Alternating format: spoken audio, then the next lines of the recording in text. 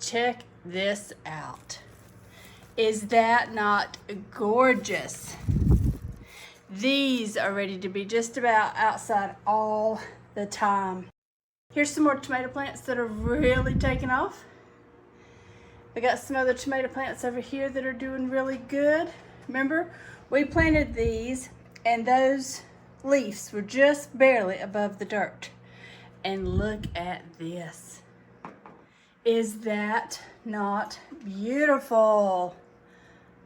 I love it. Here's the zinnias that we planted maybe a week and a half ago. They're moving right along. My pepper plants are doing good. There's some squash back there's doing good.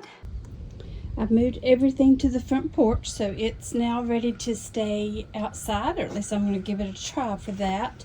I did leave a few things that were smaller up in the building to stay underneath the grow lights, but I've got a couple things that a friend of mine dug out of her garden.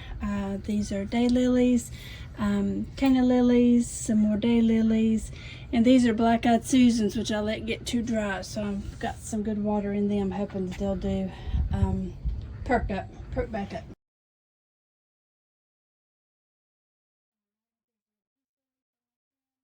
And then I just have a couple things over here. I did bring my Wandering Jew out.